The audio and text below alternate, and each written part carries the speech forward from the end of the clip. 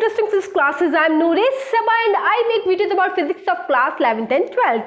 And if you want to learn physics in an interesting way, so please subscribe my channel, press the bell icon and watch the video till the end. Now let's start our lecture number 2, which is from chapter number 2, electrostatic potential and capacitance. And today's topic is electric potential due to a point charge. Okay, now let's start our today's derivation. In this derivation, firstly we have to consider a source charge which is positively charge. Okay, आपने एक source charge क्यों consider किया जो कि positively charge है. अब आपको ये पता है कि जो सोर्स चार्ज है अगर आपका पॉजिटिवली चार्ज है तो what will be the direction of the electric field lines. The direction of the electric field lines are radially outwards. तो जो मैंने यहाँ पर ग्रीन कलर से रिप्रेजेंट कर दी है. हमारा आज का टास्क क्या है. आज का टास्क हमारा ये है कि हमने एक पॉइंट P कंसीडर किया है जो कि इस सोर्स चार्ज से r डिस्टेंस पर सिचुएटेड है और इस पॉइंट P पर हमें इलेक्ट्रिक पोटेंशियल को फाइंड आउट करना है due to a point charge. Is that clear. तो सबसे पहले हम क्या करेंगे. Firstly we have to consider a positive test charge. मैंने एक positive test charge plus Q naught consider किया जो कि इस वक्त इनफाइनाइट पर है. अब क्या हुआ, जब ये इनफाइनाइट पर है तो इसको इस सोर्स चार्ज के इलेक्ट्रिक फील्ड का किसी भी तरीके का कोई इम्पैक्ट महसूस नहीं हो रहा है. जब इसको किसी भी तरीके का कोई इम्पैक्ट महसूस नहीं हो रहा है तो ये जो आपके टेस्ट चार्ज है ये मस्ती में चले आ रहे हैं. ओके, अब जब ये मस्ती में चले आ रहे हैं फिर क्या हुआ कि एक पॉइंट ए आया जहां पर ये टेस्ट चार्ज पहुंच गए. ये वाला जो ए पॉइंट था ये सोर्स चार्ज से x डिस्टेंस पर सिचुएटेड था. इस ए पॉइंट पर ये टेस्ट चार्ज जैसे ही पहुंचे उन्हें सोर्स चार्ज का इलेक्ट्रिक फील्ड का इम्पैक्ट महसूस हुआ. अब क्या हुआ कि जो आपका सोर्स चार्ज था वो आपका पॉजिटिवली चार्ज था, टेस्ट चार्ज जो है वो भी आपके पॉजिटिवली चार्ज है. तो जब इनको इसकी वजह से इलेक्ट्रिक फील्ड का इम्पैक्ट महसूस होगा तो इनके बीच लगने वाला इलेक्ट्रिकल फोर्स का नेचर कैसा होगा. तो इनके बीच लगने वाले इलेक्ट्रिकल फोर्स का नेचर होगा रिपल्सिव. क्लियर. तो what will be the direction of electrical force. The direction of the electrical force in this way. Clear. Repulsion होगा तो ये इलेक्ट्रिकल फोर्स क्या चाहेगा कि ये इस इलेक्ट्रिक फील्ड से दूर चला जाए. तो सबसे पहले आप क्या करेंगे. सबसे पहले यू हैव टू सपोज कि जो आपका जो टेस्ट चार्ज है वो पॉइंट ए पर आया तो इस ए पॉइंट पर इसको इलेक्ट्रिकल फोर्स महसूस हुआ. इस इलेक्ट्रिकल फोर्स का जो नेचर था वो रिपल्सिव था. Then you have to calculate the that electrical force. Okay, तो what will be the electrical force by the Coulomb's law. तो F is equal to कितना हो जाएगा. This will be 1/4 pi epsilon naught, that is q naught upon what will be distance. This is x square. Clear. अब क्या करना है आपको.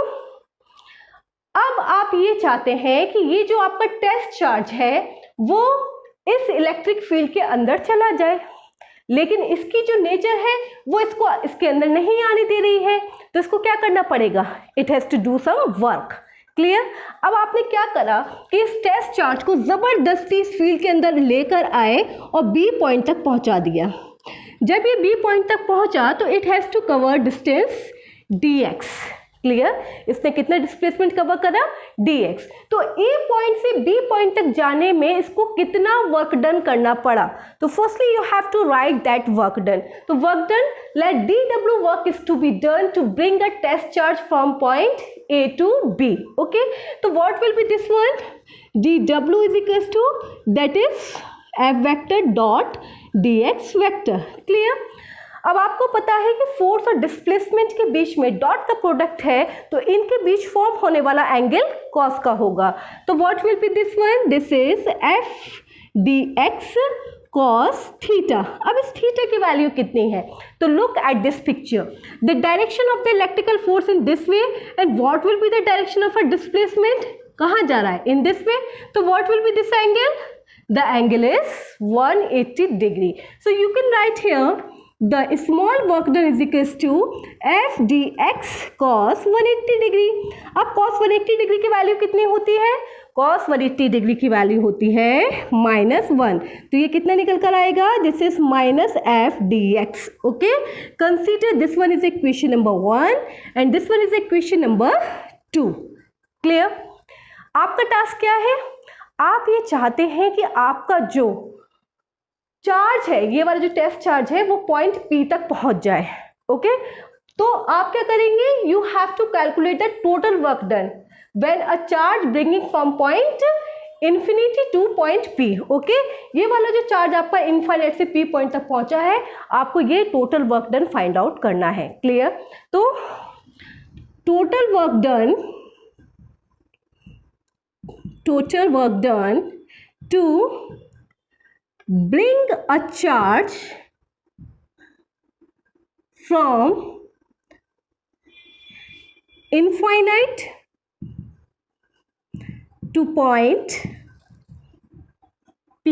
Okay, तो what will be the total work done? तो टोटल वर्क डन हो जाएगा integration of this small work done. Clear? अब जब आप इसका इंटीग्रेशन करेंगे तो लिमिट कहाँ आएगी? आपका चार्ज कहाँ से आना शुरू हुआ था? इनफाइनाइट से, और कहाँ तक पहुंचा है? P तक। ये P पॉइंट कितनी डिस्टेंस पर है? R डिस्टेंस पर है। ओके, तो आपका लिमिट कितनी लगेगी? That is infinite to R। Okay, and what will be the value of this small work done? It is minus F D X. तो आप यहाँ पे लिख लीजिए, माइनस साइन आपने यहाँ लगाया, this is F D x. Okay, as you know that कि what will be the value of the electrical force की वैल्यू कितनी है?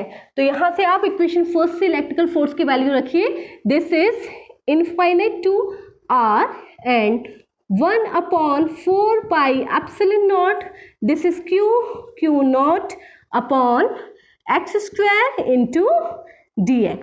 Is that clear? अब यहाँ देख लीजिए, इस टर्म के अंदर ये 1/4 पाई एप्सिलॉन नॉट एक कांस्टेंट टर्म है, Q नॉट भी एक कांस्टेंट टर्म है, तो ये इस इंटीग्रेशन से बाहर आ जाएगा। तो what will be the work done? तो work done is equal to हो जाएगा minus 1/4 pi epsilon naught Q naught infinity to R and this is 1/x square बचेगा यहाँ पे, तो हम लिख सकते हैं x to the power -2 dx। Okay, अब जरा इसका इंटीग्रेशन करिए, तो इंटीग्रेशन कितना निकल कर आएगा? तो this is -1/4 pi epsilon naught into Q naught and this is x to the power -2 plus 1 and this is -2 plus 1 and this is infinity to R. Okay, now look here, this is -1/4 pi epsilon naught Q naught। अब इधर देख लो, ये -2 plus 1 है, तो यहाँ से 1 - 2 होगा, तो what will be this one? This is -1। यहाँ -1 आएगा, यहाँ पर भी ऑलरेडी माइनस है, तो ये माइनस माइनस मिलके क्या हो जाएंगे? प्लस हो जाएंगे। तो this is 1/4 pi epsilon naught into Q naught. Okay, अब यहाँ देख लो, ये कितना होगा? x to the power -1। तो क्या मैं इसको ये लिख सकती हूँ 1/x limit infinite to R। Okay, and what will be this one? 1/4 pi epsilon naught into Q naught and this is 1/R minus 1/इनफाइनाइट। ओके, 1/इनफिनिट की वैल्यू कितनी होती है?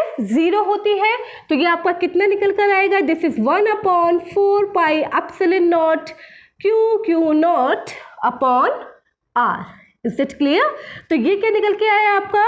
Total work done. क्या निकल कर आया? Total work done to bring a charge from point infinite to point P। Is that clear? लेकिन आपका टास्क ये नहीं है, आपका टास्क क्या है कि you have to find out the electric potential due to a point charge at point P। यहाँ पे आपको क्या निकालना है? इलेक्ट्रिक पोटेंशियल निकालना है। तो आपको पता है कि इलेक्ट्रिक पोटेंशियल का फॉर्मूला क्या होता है, तो इलेक्ट्रिक पोटेंशियल कितना हो जाएगा? As you know that V is equal to that is work done upon test charge. Okay, तो what will be the electric potential. तो यहाँ से टोटल वर्क डन की वैल्यू यहाँ सब्स्टिट्यूट करिए, तो वैल्यू कितनी निकल कर आएगी 1/4πε0 into Q/R. Okay, so this is the electric potential at point P due to a point charge. Is that clear? Now note it down. अब देखिए हम लोग ग्राफ ड्रॉ करते हैं इलेक्ट्रिक फील्ड और इलेक्ट्रिक पोटेंशियल के बीच में. ठीक है, अब इलेक्ट्रिक पोटेंशियल का फॉर्मूला आपने पता कर लिया. Due to a point charge it is V is equals to 1/4πε0 Q/R. Okay, यहाँ पे आपका 1/4πε0 आपका कांस्टेंट टर्म है, आपका सोर्स चार्ज वाला जो टर्म है वो भी आपका कांस्टेंट है. तो इसका मतलब क्या हुआ कि जो इलेक्ट्रिक पोटेंशियल होगा वो इन्वर्सली प्रोपोर्शनल होगा डिस्टेंस के. ठीक है, तो इस सिचुएशन में जब आप इलेक्ट्रिक पोटेंशियल और डिस्टेंस के बीच में जब ग्राफ प्लॉट करेंगी तो that graph is a hyperbola. Clear. तो देखो यहाँ से मैंने रेड कलर से जो रिप्रेजेंट किया है this is a hyperbolic graph बना दिया आपने. उसके बाद आपने क्या करा, एज यू नो दैट कि what is the formula for the electric field. तो इलेक्ट्रिक फील्ड का फॉर्मूला क्या होता है, दैट इज 1/4πε0 Q/R². अब इस फॉर्मूला में देखिए तो ये वाला टर्म और ये टर्म आपका कांस्टेंट है, तो ऐसी सिचुएशन में E is inversely proportional to 1/R². तो if you draw a graph between the electric field and the distance, तो ऐसी सिचुएशन में भी जो ग्राफ होगा वो हाइपरबोला होगा. उस ग्राफ को मैंने यहाँ पे रिप्रेजेंट करा है ग्रीन कलर से. देखो ये वाला जो ग्रीन कलर है ये इलेक्ट्रिक फील्ड और डिस्टेंस के बीच का ग्राफ है. ठीक, अब यहाँ पे टास्क क्या है, टास्क ये है कि ऐसा कौन सा पॉइंट होगा जहाँ पर इलेक्ट्रिक फील्ड और इलेक्ट्रिक पोटेंशियल की वैल्यू सेम होगी. देखो ये दोनों ग्राफ कहीं एक पॉइंट पर एक दूसरे को इंटरसेक्ट कर रहे हैं, तो ये जिस पॉइंट पर इंटरसेक्ट कर रहे हैं उसी पॉइंट पर इलेक्ट्रिक फील्ड और इलेक्ट्रिक पोटेंशियल की वैल्यू सेम होगी. लेकिन वो वाला पॉइंट होगा कौन सा, तो you can look here, put R is equals to कितना करें आप 1. अगर आप R इक्वल्स टू 1 रखते हैं तो ऐसे सिचुएशन में V इज इक्वल्स टू किसके बराबर हो जाएगा, E के बराबर. मतलब इलेक्ट्रिक पोटेंशियल आपका इलेक्ट्रिक फील्ड के बराबर होगा. तो ये वाला जो पॉइंट है जहाँ पर ये एक दूसरे को इंटरसेक्ट कर रहे हैं, this is a point where we can get the same value of electric field and electric potential. And at this point R is equals to कितना होगा 1 होगा. Is that clear. So this is all about the today's lecture. Video को ज़्यादा से ज़्यादा like share और subscribe करिए और इंटरेस्टिंग फिजिक्स क्लासेस के साथ बस इसी तरीके से जुड़े रहिए. Thank you so much.